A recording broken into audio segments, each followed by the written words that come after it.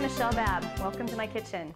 Today I have with me Claire Looney, and Claire is 14. Claire shares my passion for finding and developing delicious and nutritious recipes. So what recipe did you choose for us today, Claire? We are making a tomato vegetable casserole. Excellent.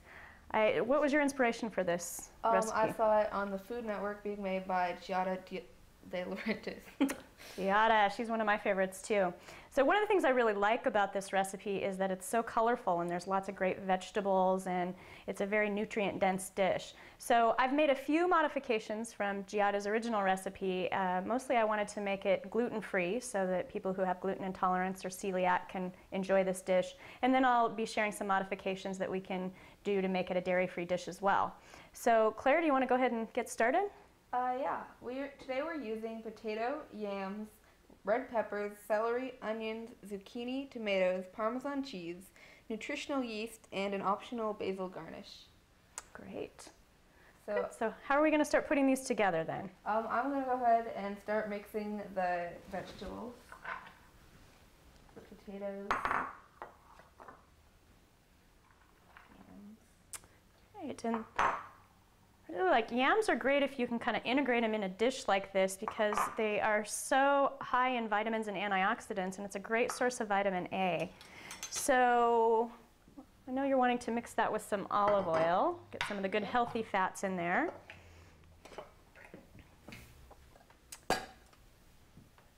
And then we're seasoning it up with just a little bit of salt and pepper, correct? Yeah. Good.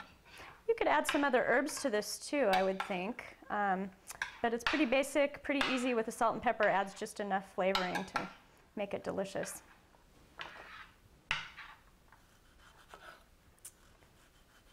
Okay, so tell me a little bit about what you're doing here as you're seasoning it up.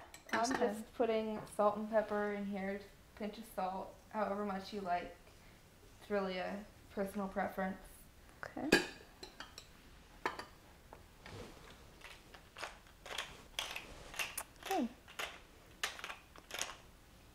And then I'm going to go ahead and put the onions, layer them on top. They're thinly sliced, so just cover the whole top. Good. Onions are also, they add so much flavor to a dish, and they're also so good for you. So they're great for heart health, good source of quercetin.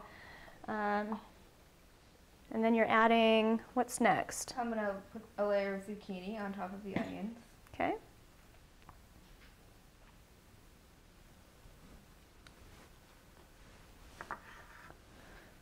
So you could actually experiment and do some different things with this recipe. Instead of having two different kinds of potatoes, you could also maybe use some kind of a root vegetable. Something like a turnip might work nice. And you could throw some carrots in if you'd like. I actually opted for celery because I liked adding a little bit of green to this. And also might be a nice idea if you're wanting to add some more greens, you could layer on some spinach. So I think the whole idea with this is just to get creative. It's a vegetable-based dish, so any kind of vegetables you like I think would do really well in this. What do you think about putting mushrooms in here? I think that would be great. Yeah, I do too. I think that would add a lot of flavor. Continue to slice a few more of these. These are pretty large tomatoes, so you probably won't need a full, both of the tomatoes. You probably won't need two. It's probably a 1.5 tomato kind of a dish. While you're doing that, I'm actually going to work on mixing the nutritional yeast with the Parmesan cheese. So nutritional yeast is a great source of B vitamins, and it also has kind of its own natural cheesy flavor to it. So I'm going to just add it to the Parmesan cheese. The other thing that you could do if you're interested in making this a dairy-free dish is to just use the nutritional yeast. I would say maybe 2 or 3 tablespoons of it, and forego the Parmesan cheese, and then you'd have yourself a dairy-free vegan dish. So I just like that it adds some extra nutrients. It's also a good source of protein because you get a lot of amino acids in the nutritional yeast. So do you want to go ahead and just sprinkle that on top? Once that gets melted and kind of brown, that's going to be a beautiful looking dish. Yep. Good, so now we've preheated the oven to 400 degrees. And next step is to just go ahead and put that in the oven.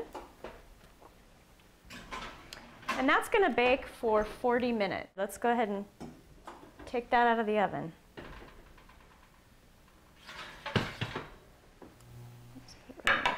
Oh, that looks delicious. So you can see that the tomatoes cooked up nicely, and then we have the Parmesan cheese on the top that gave it just this nice crisp finish. So I can't wait to try it. Okay, so I think this has come together really well, and I like all the different textures of the vegetables. And then I would go ahead and just garnish it with something like a basil leaf. And I do think this would work well as a side dish with something like poultry or fish. And then you could also just have it as a one-dish meal too. I think it looks pretty hearty. Do you want to take a taste? Sure. All right. What do you think? I think it's great. So thanks for joining us today. This has been Fun Cooking with Claire. I'm Michelle Babb, and we're making whole foods cooking simple and delicious.